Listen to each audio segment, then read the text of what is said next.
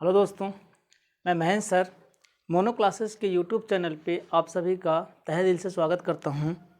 इस जीएस की सीरीज़ में जो हम लोगों की इस जीएस में साइंस की सीरीज़ चल रही थी उसको कंटिन्यू करते हुए अगला हमारा टॉपिक आ रहा है न्यूक्लिक एसिड। देखिए, आप लोग जो भी चीज़ें पढ़ रहे हो प्रॉपरली वे में चल रहा है, क्योंकि हमने साइटोलॉजी स्टार्ट किया था और साइटोलॉजी में लास्ट एंडिंग टॉपिक चल रहा है। ध्यान दीजिएगा इस चीज़ को, क्योंकि कुछ है नहीं अब इसमें। एक सबसे बड़ा पार्ट भी कह सकते हैं आप, और सबसे ज़्यादा पूछा जाने वाला सवाल है। सबसे ज़्यादा पूछे जाने वाले यहाँ से क्वेश्चंस बहुत बनते हैं। तो हमारे पास एक टॉपिक आ रहा है न्यूक्लिक एसिड। हमने इसके पहले वाले वीडियो में केंद्रक के बारे में बात किया था, ठीक है। अगली हमारी जो लेक्चर स्टार्ट हो रहा है वो लेक्चर हमारा क्या है, न्यूक्लिक एसिड। ये क्या है इसके बारे में थोड़ा सा बात करते हैं।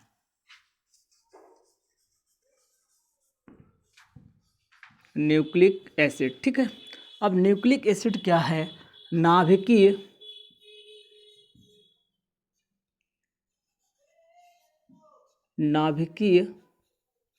अम्ल इसको हिंदी में बोला था, ठीक। नाभिकीय अम्ल। देखिए क्या है ये टॉपिक और कैसे सवाल यहाँ से बनते हैं। बेसिक फॉर्म में अगर बात करें तो बहुत से सवाल यहाँ से बनते हैं, लेकिन थोड़ा सा पहले बेस लेते हैं, फिर इसके बाद इससे जो फैक्चुअल चीज़ें उसको ले लेते हैं। देखिए, न्यूक्लिक एसिड के बारे में अगर हम लोग बात करें तो इसकी खोज, सबसे पहला चीज़ बनता है इसकी खोज। थोड़ा सा लिख लीजिएगा, इसकी खोज 1869 में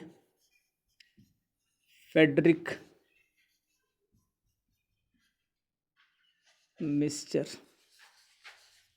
मिस्चर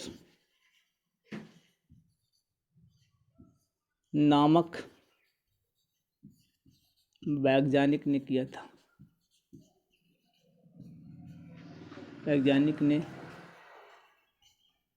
थोड़ा सा लिख दे रहा हूँ, किया था, ठीक है। आप चाहे लिख लीजिएगा उसको, ध्यान दीजिए। दूसरा पॉइंट अगर बात किया जाए तो इसकी खोज तो किया था, लेकिन इसे न्यूक्लिक एसिड नाम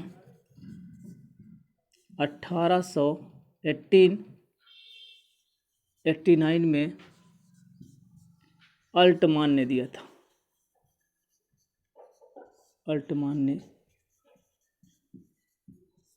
था। ठीक है। दो तो वैज्ञानिक यहाँ से आ गए। एक चीज़, अब ये है क्या इसके बारे में।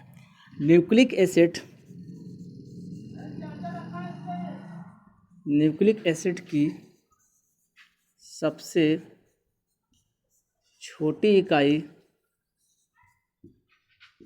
ये बहुत बार पूछा गया सवाल है। सबसे छोटी इकाई यानी मोनोमर बोल सकते हैं आप। सबसे छोटी इकाई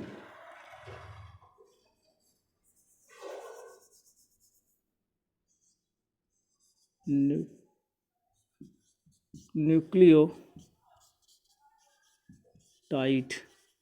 को कहा जाता है।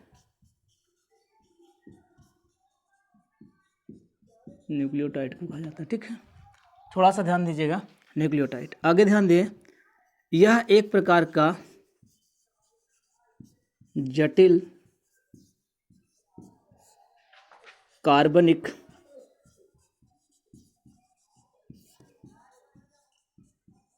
पदार्थ होता है जो मुख्यतः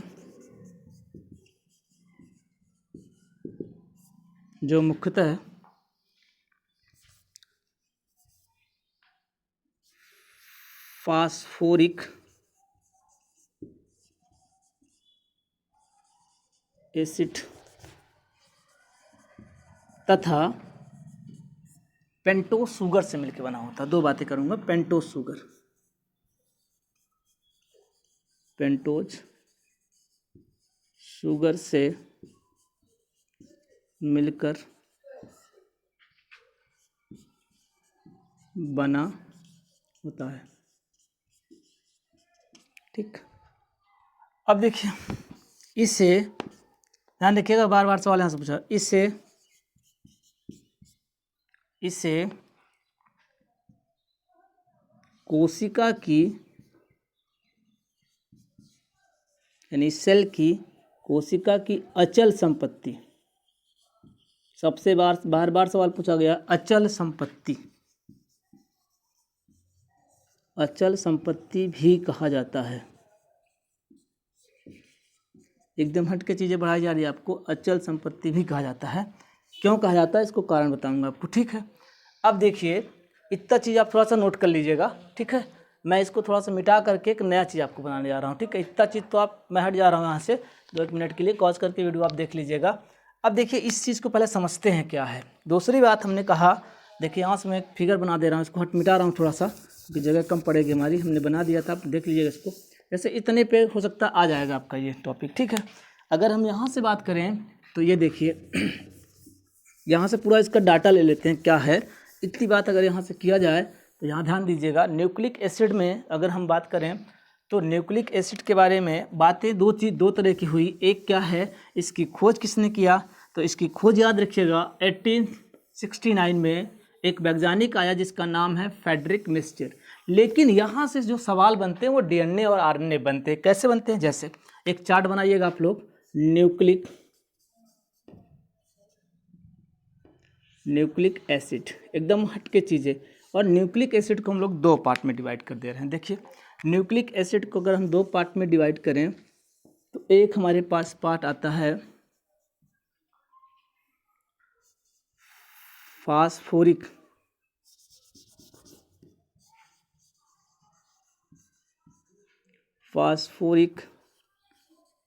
एसिड, और एक हमारे पास पार्ट आता है न्यूक्लियोसाइड। मैं इधर लिख दे रहा हूँ, न्यूक्लियोसाइड। फास्फोरिक साइड अकेला है, लेकिन न्यूक्लिक साइड को हम लोग 2 पार्ट में डिवाइड कर दे रहे हैं। चाहे इसको आप इधर कर लीजिए चाहे इधर, क्योंकि हम यहाँ पे थोड़ा समझाना चाह रहे हैं आपको। एक चीज़ आएगा नहीं ये, चलिए मैं ऐसे कर दे रहा हूँ। न्यूक्लिक एसिड को ऐसे कर लेते हैं, इसको हम 2 पार्ट में डिवाइड कर दे रहे हैं। थोड़ा बड़ा कर देते हैं इसको ताकि एकदम क्लियर हो जाए चार्ट। आपके पास जगह होगी बना लीजिएगा। न्यूक्लिक एसिड, न्यूक्लियोसाइड में अगर बात किया जाए तो एक आता है पेंटोज शुगर और एक आता है नाइट्रोजन क्षार। हिंदी में लिख रहा हूँ, नाइट्रोजन क्षार। और नाइट्रोजन क्षार के भी 2 पार्ट, इसी चीज़ को पकड़ना है। नाइट्रोजन क्षार के 2 पार्ट, एक है प्यूरीन नाइट्रोजन क्षार, ज़्यादा नीचे हो रहा होगा, नाइट्रोजन क्षार, और दूसरा है पिरीमिडीन, ठीक है। दूसरा क्या है, पिरीमिडीन, ठीक है। नाइट्रोजन प्यूरिन और पिरीमिडीन क्षार, नाइट्रोजन क्षार यहाँ लिख लीजिएगा, नाइट्रोजन क्षार शायद ना दिख रहा होगा लेकिन समझ लीजिएगा। चलिए प्यूरिन को मैं थोड़ा इधर ला रहा हूँ, या प्यूरिन को मैं अगर ऐसे करके दिखाऊँ आपको, तो प्यूरिन के 2 पार्ट हैं, एक है एडेनिन और एक है ग्वानिन। एडेनिन और दूसरा है ग्वानिन। इसी चार्ट को बनाइएगा आप लोग, ठीक है, एकदम अच्छे से बनाइएगा। ये चार्ट बहुत ज़रूरी है आपका। एडेनिन हो गया, इसी चीज़ को हमने यहाँ लाया है, आप ऐसे नीचे बना लेंगे। अब देखिए प्यूरिन को हम थोड़ा ऊपर ले जा रहे हैं, जगह मेरे पास थोड़ा नहीं है, जगह थोड़ा सा कम पड़ रही है, लेकिन चलिए। इसके 3 पार्ट हैं, कौन कौन सा, साइटोसिन, और एक है आपके पास है थायमिन, और एक आपके पास और आ रहा है जिसका नाम है यूरेसिल, ठीक है। अब देखिए इतना आप बना लीजिएगा, ठीक है। आइए हम लोग बात करते हैं इसको। ये चार्टेबल फॉर्म में थोड़ा सा चीज़ जगह कम थी तो मैंने इधर कवर कर दिया है, ठीक है। अब देखिए इसको समझते हैं थोड़ा। देखिए अब नाभिकीय अम्ल के बारे में चूँकि लिखने की बात थी तो मैंने लिखा दिया, यहाँ पे आप लिख लीजिएगा। न्यूक्लिक एसिड में अगर हम बात करें तो न्यूक्लिक एसिड के बारे में सबसे पहले फ्रेडरिक मिस्टर साहब ने, ध्यान दीजिएगा समझा रहा हूँ आपको, न्यूक्लिक एसिड। अब अगले बार से हो सकता है मैं इसको लिख दिया करूँगा पहले से भी, अगर हमने लीजिएगा इसको मैं अगले बार से लिख दूंगा क्योंकि प्रॉपर वे में नहीं बन पाता, ठीक है, टाइम ज़्यादा चला जाता है। कम समय की वीडियो बनाए ज़्यादा अच्छा रहता है, आप लोग बोलते भी हैं कमेंट्स में नाभिकीय अम्ल के बारे में अगर हम बात करें तो 1869 में फ्रेडरिक मिस्टर, याद रखिएगा फ्रेडरिक मिस्टर नामक वैज्ञानिक ने इसकी क्या किया था, नामक वैज्ञानिक ने इसकी खोज किया था। इसने जब खोज किया तो इस न्यूक्लिक एसिड के बारे में बात नहीं किया, इसने ये बताया कि जो आपका हमने बताया था कि जो आपका केंद्रक था, केंद्रक में कुछ जटिल कार्बनिक पदार्थों का समूह पाया जाता है। केंद्रक था, इसके पहले वाली वीडियो थी केंद्रक, केंद्रक था और केंद्रक के चारों तरफ, अंदर में चारों तरफ एक जटिल कार्बनिक पदार्थों का धागे नुमा या कार्बनिक पदार्थों का एक समूह पाया जाता है, जिसे इसने कार्बनिक पदार्थ ही कह दिया था। लेकिन पहली बार खोज अगर किया था तो किसने किया था, फ्रेडरिक मिस्टर ने 1869 में। आप लिख लीजिएगा इसको, फिर ध्यान दीजिए। लेकिन न्यूक्लिक एसिड नाम 1889 में 20 साल के बाद, ध्यान रखिएगा 20 साल के बाद अगर हम लोग बात करें तो 1889 में एक वैज्ञानिक आया जिसका नाम था अल्टमान। जिसका नाम था क्या, अल्टमान। अल्टमान ने बताया कि यह जो फ्रेडरिक साहब ने बताया था, फ्रेडरिक साहब ने क्या बताया था कि जो नाभिकीय अम्ल जो है, नाभिकीय अम्ल का मतलब होता है नाभिक केंद्रक, केंद्रक के अंदर जो जटिल कार्बनिक पदार्थ था, उस जटिल कार्बनिक पदार्थ को इसने नाम क्या दिया था, कौन नाम दिया इसने, फ्रेडरिक मिस्टर के बाद आया आपके पास अल्टमान। यहाँ लिखा था मैंने, अल्टमान ने क्या काम किया, और अल्टमान माइटोकॉन्ड्रियम भी आया था, मैंने पढ़ाया था उस समय पे। अल्टमान नामक वैज्ञानिक ने क्या नाम दिया, नाभिकीय अम्ल या न्यूक्लिक एसिड। 2 पॉइंट क्लियर हुआ। तीसरा पॉइंट अगर हम लोग बात करें तो न्यूक्लिक एसिड की सबसे छोटी इकाई, न्यूक्लिक एसिड की सबसे छोटी इकाई किसे कहा जाता है, न्यूक्लिक एसिड की सबसे छोटी इकाई न्यूक्लियोटाइड को कहा जाता है। किसको कहा जाता है, न्यूक्लियोटाइड को कहा जाता है। ये लिखा था पॉइंट्स को मैंने, ठीक है, न्यूक्लियोटाइड को कहा जाता है। और न्यूक्लियोटाइड सबसे छोटी इकाई है। कई बार सवाल यहाँ से पूछा जाता है कि नाभिकीय अम्ल की सबसे छोटी इकाई क्या है, न्यूक्लियोसाइड, न्यूक्लियोटाइड, इस तरह से। तो आप ध्यान रखिएगा न्यूक्लियोटाइड यानी मोनोमर, किसकी बात कर रहा है, मोनो का मतलब होता है सिंगल, यानी सबसे छोटी इकाई सिंगल फॉर्म में कौन सी होती है, न्यूक्लिक एसिड की, न्यूक्लियोटाइड, ठीक है, न्यूक्लियोटाइड। क्योंकि कई न्यूक्लियोटाइड मिलकर के किसका निर्माण करते हैं, न्यूक्लिक एसिड का। लेकिन न्यूक्लिक एसिड को आगे अगर देखा जाए तो यह एक प्रकार का जटिल कार्बनिक पदार्थ था, जो मुख्य रूप से समझिए यहाँ से, न्यूक्लिक एसिड को 2 पार्ट में डिवाइड किया गया, फास्फोरिक एसिड और एक था न्यूक्लियोसाइड। याद ध्यान दीजिएगा, न्यूक्लियोसाइड। और इस न्यूक्लियोसाइड में अगर हम बात करें तो न्यूक्लियोसाइड, फास्फोरिक एसिड तो अकेला रह गया, लेकिन न्यूक्लियोसाइड को हम लोग 2 पार्ट में डिवाइड किए, एक पेंटोस शुगर, और जो आपका पेंटोस शुगर था, यह पेंटोस शुगर के यहाँ ध्यान दीजिएगा, यही पेंटोस शुगर आपका DNA और RNA में कन्वर्ट हो गया, DNA और RNA में कन्वर्ट हुआ। यानी पेंटोस शुगर के 2 फॉर्म है, कौन कौन से, एक नाम है DNA और दूसरा क्या नाम है, RNA, DNA और RNA। जबकि एक पार्ट आपका और था अपना न्यूक्लियोसाइड में, जिसका नाम था नाइट्रोजन क्षार। नाइट्रोजन क्षार के 2 फॉर्म थे, एक प्यूरिन था और दूसरा कौन सा था, पिरीमिडीन। एक प्यूरिन और दूसरा पिरीमिडीन। ये बात बता कौन रहा है, अल्टमान साहब ने। इसका मतलब क्या कहा इन्होंने कि न्यूक्लिक एसिड, यूपीएससी में सवाल पूछा गया एनडीएम भी, कि न्यूक्लिक एसिड मुख्यतः होता है जटिल कार्बनिक पदार्थ, जो मुख्यतः किससे मिलकर बना होता है, phosphoric acid, nucleoside, pentose sugar, nitrogen क्षार से मिलकर बना होता है। इतनी बात आएगी, phosphoric acid, nucleoside, pentose sugar और नाइट्रोजन क्षार से मिलकर बना होता है। क्योंकि ये एक प्रकार का क्या है, एक प्रकार का ये जटिल कार्बनिक पदार्थ है, तो इतना जटिल होता है कि जिसको आसानी रूप से तोड़ा नहीं जा सकता, यानी जटिलतम पदार्थ है। और पेंटोस शुगर के कितने फॉर्मेट हैं, 2, एक DNA और RNA। एक कौन सा है, नाइट्रोजन क्षार। नाइट्रोजन क्षार में कौन सा आ रहा है, प्यूरिन नाइट्रोजन क्षार। और प्यूरिन नाइट्रोजन क्षार में 2 फॉर्म है, एक कौन सा, एडेनिन ग्वावानिन, नाइट्रोजन क्षार है ये, एडेनिन और ग्वावानिन। और दूसरा कौन सा है, पिरीमिडीन क्षार। पिरीमिडीन क्षार में 3 नाइट्रोजन क्षार हैं, एक आपका है कौन सा, साइटोसिन, और दूसरा कौन, थायमीन, और तीसरा क्या है, यूरेसिल। 3 भाग, यानी टोटल 5 निकले हमको, यानी नाइट्रोजन क्षार में 2 ये और 3 इधर से, 3 और 2 5। अब ये सवाल यहाँ से लेते हैं, एक चीज़ और, पेंटोस शुगर से मिलकर बना होता है, मैंने बताया था यहाँ पे। लेकिन यहाँ पे जो लास्ट वाला पॉइंट हमने बनाया था, इसे कोशिका की अचल संपत्ति, ये बहुत मोस्ट सवाल आपका बनता है, कई बार रेलवे में भी सवाल पूछा गया है कि कोशिका की अचल संपत्ति किसे कहा जाता है, केंद्रक को ज़्यादातर बच्चे केंद्रक लगा के आते हैं, जबकि कोशिका की अचल संपत्ति किसे कहा जाता है? न्यूक्लिक एसिड की, क्योंकि यह न्यूक्लिक एसिड जल्दी से नष्ट नहीं होता है। क्यों? क्योंकि आगे इसमें देखिए डीएनए लगा हुआ है, और डीएनए में अगर बात किया तो जीन का निर्माण करेगा, और यही जीन जब आगे चलता है तो पैतृक गुण एक से दूसरे रूप में क्या होता है? परिवर्तित होता रहता है। इस कारण से यहाँ पे ध्यान दीजिएगा, इसे कोशिका की क्या कही जाती है? अचल संपत्ति। मोस्ट पॉइंट लगाइएगा, अचल संपत्ति। बहुत बार सवाल ये पूछा गया है कि कोशिका की अचल संपत्ति किसे कहा जाता है? न्यूक्लिक एसिड को। अब आइए सवाल यहाँ से लेते हैं। तो सवाल तो यहाँ से फैक्चुअल निकला कि पहली बार नाम किसने दिया, फिर दिया कि अब इसके बारे में खोज किसने किया, फिर सवाल दिया सबसे छोटी इकाई, फिर दिया सवाल आपकी कोशिका की अचल संपत्ति। ये तो फैक्चुअल चीज़ से। लेकिन अब इम्पॉर्टेंट टॉपिक यहाँ से बनता है कि न्यूक्लिक एसिड के क्या क्या पार्ट्स हैं।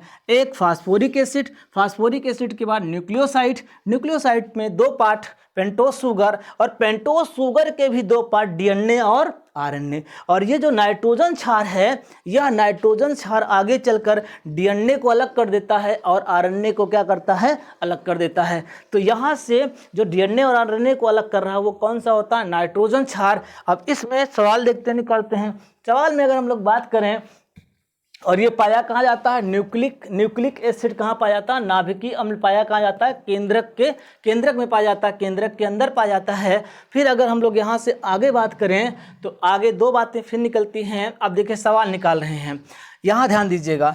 इसमें जो डीएनए और आरएनए हैं ये आगे चल करके अलग हो जाते हैं, और यहाँ से अगर हम सवाल निकालें तो आपसे क्वेश्चन एक बनता है कि कुल नाइट्रोजन क्षारों की संख्या कितनी है? तो टोटल नाइट्रोजन क्षार की संख्या पूछ रहा है ना। तो अब यहाँ चार्ट देखिए, 1 2 एडेनिन और ग्वानिन, और साइटोसिन, थायमिन और यूरेसिल। तो कुल नाइट्रोजन क्षार की संख्या कितनी हो जाएगी आपके पास? 5। एक सवाल, अरे अब जब भी आपसे पूछे कि नाइट्रोजन क्षारों की संख्या, न्यूक्लिक एसिड में नाइट्रोजन क्षारों की संख्या कितनी होती है, क्या आंसर आएगा? हर स्टेप पे सवाल हैं, कुल कितने हो जाएंगे? 5। फिर आपसे सवाल अगर पूछा कि प्यूरिन नाइट्रोजन क्षार की संख्या कितनी होती है, प्यूरिन की बात कर रहा हूँ, और प्यूरिन में कितने हैं? 2। कौन कौन सा? एडेनिन और ग्वानिन। अगर प्यूरिन पूछेगा तो कितना आंसर लेके आएंगे आप लोग? 2। यानी प्यूरिन नाइट्रोजन क्षारों की संख्या न्यूक्लिक एसिड में कितनी होती है? 2। पिरिमिडिन में कितनी होती है? 3। पिरिमिडिन में कितनी होती है? 3। तो नंबर सिस्टम पे जब भी सवाल यहाँ से बनता है तो प्यूरिन और पिरिमिडिन, प्यूरिन 2 पिरिमिडिन 3, दोनों मिलकर के कितना हुआ? 5। यानी टोटल कितने हो गए आपके? 5। टोटल कितने हो गए? 5। अब ध्यान दीजिए, आगे अगर हम लोग यहाँ से बात करें तो ये तो नाइट्रोजन क्षार था, लेकिन अब सवाल यहाँ से निकलता, मैं इसको थोड़ा मिटाता हूँ तो क्वेश्चन आपको क्लियर करा देता हूँ। देखिए यहाँ से क्या क्या सवाल बनते हैं, यहाँ से जो सवाल हमारे बन रहे हैं वो सवाल कैसे कैसे बनते हैं, क्योंकि सबसे मेन टॉपिक ये है। यहाँ से ऐसा शायद ही कोई एग्जाम होगा जहाँ पे सवाल ना बनता हो। अक्सर अचल संपत्ति सवाल बनता है, अक्सर इसके खोज से संबंधित सवाल बनते हैं, अक्सर यहीं से हम लोग डीएनए और आरएनए में जाएंगे। देखिए इसमें जैसे एक क्वेश्चन दे रखा है, यहाँ पे कई बार क्वेश्चन दे रखा है कि निम्नलिखित में से, ध्यान रखिएगा, निम्नलिखित में से कौन प्यूरिन नाइट्रोजन क्षार नहीं है? प्यूरिन नाइट्रोजन क्षार बात कर रहा हूँ, ध्यान दीजिए, मैं लिख दे रहा हूँ प्यूरिन नाइट्रोजन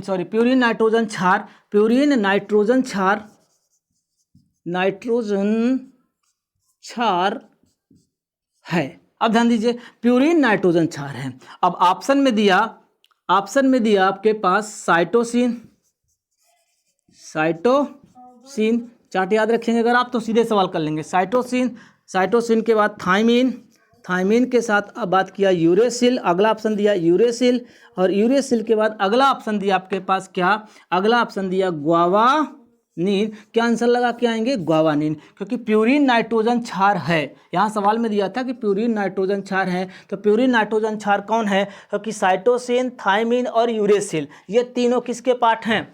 पिरिमिडिन के, और ये दो पार्ट कौन से? एडेनिन और ग्वानिन। तो यहाँ आंसर क्या होगा आपका? ग्वानिन। मान लीजिए सवाल पलट दिया, सवाल में क्या दिया कि यहाँ ग्वानिन की जगह पे एडेनिन दे दिया, तब आंसर आपका क्या हो जाएगा? एडेनिन। तो एडेनिन क्या है? प्यूरिन। ऐसी तरह सवाल दे देगा कि निम्नलिखित में से कौन सा सम्मिलित नहीं है, कौन सा सम्मिलित नहीं है, क्योंकि आरओ वगैरह में, और अगर बात किया जाए तो थोड़ा पीसीएस लेवल पर बात करूँ, एमपीपीएससी लेवल पर अगर बात करूँ तो अक्सर सवाल यहाँ से बनता है कि कौन अलग है, कौन अलग है। और ऑप्शन में दिया साइटोसिन, थायमीन, वही सवाल था, निम्नलिखित में से कौन सा सम्मिलित नहीं है, और ऑप्शन दिया साइटोसिन, थायमीन, यूरेसिल, एडेनिन। क्या आंसर लगा के आएंगे? एडेनिन। क्यों लगा के आएंगे? लॉजिकली सवाल है कि साइटोसिन, थायमीन और यूरेसिल के कैरेक्टर क्या है? एक जैसे, क्योंकि ये तीनों किसके पार्ट हैं? ये तीनों पार्ट हैं पिरिमिडिन के, जबकि ये किसका पार्ट है? एडेनिन। एडेनिन किसका पार्ट है? प्यूरिन का। याद रखिएगा, अक्सर सवाल यहाँ से पूछा जाता है, नंबर सिस्टम पे सवाल बनाता है, यहाँ से बनाता है।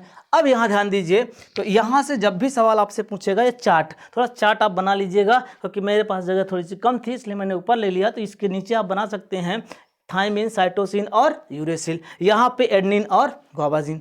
अब देखिए, जो यहाँ पे तरीका है उसमें एक बात और पूछा जाता है कि एडेनिन और डीएनए और आरएनए में क्या डिफरेंट होता है। क्योंकि 5 हैं तो जो आपका डीएनए होगा, क्योंकि यहीं पे एक टॉपिक आपके पास आ रहा है थायमीन, ये अक्सर पूछा जाता है, थायमीन और यूरेसिल।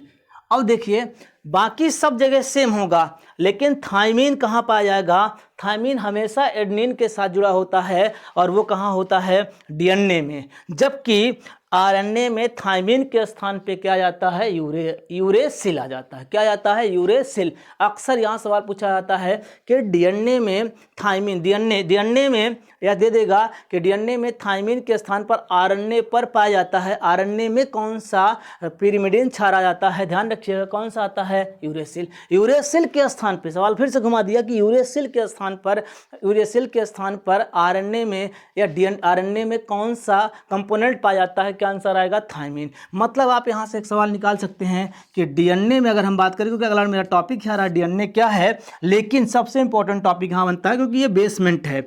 अगर मान लीजिए डीएनए की बात करूँ तो डीएनए में एडेनिन डबल बॉन्ड से हमेशा किससे जुड़ा होता है? थायमीन से। या तो थायमीन किससे जुड़ा होगा? एडेनिन से। डीएनए में इसके साथ साथ क्या होता है, जो आपका ग्वावानिन होता है, ये हमेशा, जी का मतलब ग्वावानिन, एडेनिन, ए का मतलब एडेनिन, टी का मतलब थायमीन, जो ग्वावानिन होता है ये हमेशा किससे जुड़ा होता है? डीएनए में हमेशा किससे जुड़ा होता है? थायमीन से।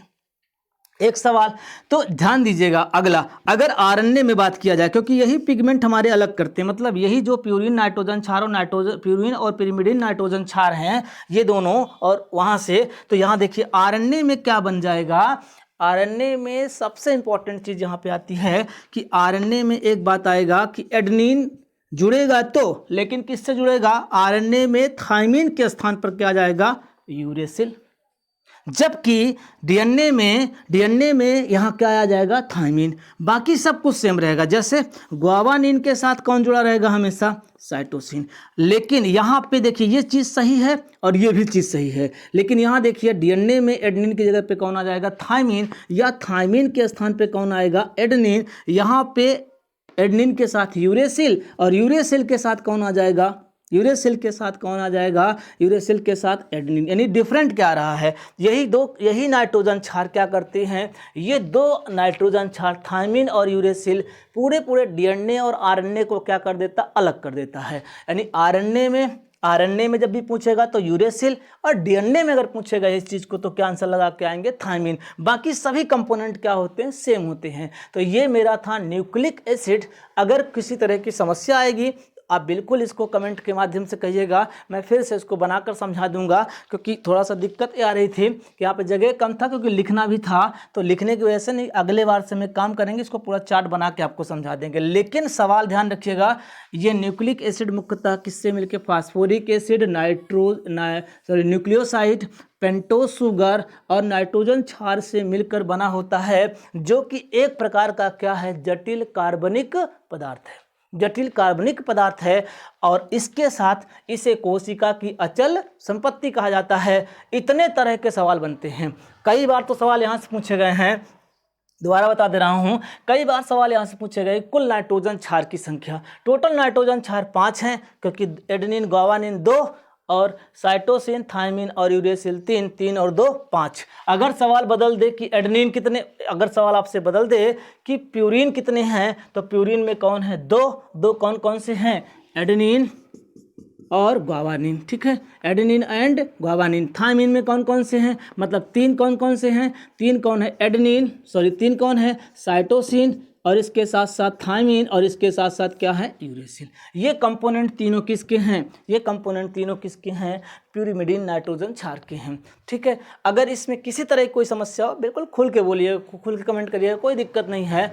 अगर इस वीडियो में हमने बहुत इंपॉर्टेंट चीज़ें बताया कि एक तो अचल संपत्ति वाला सवाल पूछा गया, खोज के बारे में पूछा गया, नाम के बारे में पूछा गया है, और ये आगे हमारा जो टॉपिक बहुत इंपॉर्टेंट टॉपिक है, कल मैं इस टॉपिक को डिटेल में डिस्कस करूंगा डीएनए के बारे में, ठीक है। तो डीएनए से संबंधित जितनी भी चीज़ें हैं, ये डीएनए को लाना था, आरएनए को लाना था, उसके आधार पर हमने इसको कंप्लीट करा दिया है। तो इससे अगर बात किया जाए तो यहाँ से हमारे इतने सवाल निकलते हैं, सबसे इंपॉर्टेंट टॉपिक आपको माना जाता है। चलिए इसी के साथ धन्यवाद। चैनल को सब्सक्राइब करिए, और जितने भी नए व्यूवर्स हैं वो विशेष रूप से ध्यान दीजिए। देखिए आप लोग कमेंट करिए, खूब करिए, कोई दिक्कत नहीं है, बिल्कुल कमेंट करिए, क्योंकि आपका कमेंट, आपका लाइक हमको क्या करता है, उत्साहित करता है। मैं और अच्छी से अच्छी वीडियो बनाने की कोशिश करूँगा। और इसके साथ साथ अगर बात किया जाए तो लाइक करिए, शेयर करिए, और इसके साथ साथ कमेंट करिए। धन्यवाद। इसी के साथ ये वीडियो आपकी फाइनल हो रही है। धन्यवाद।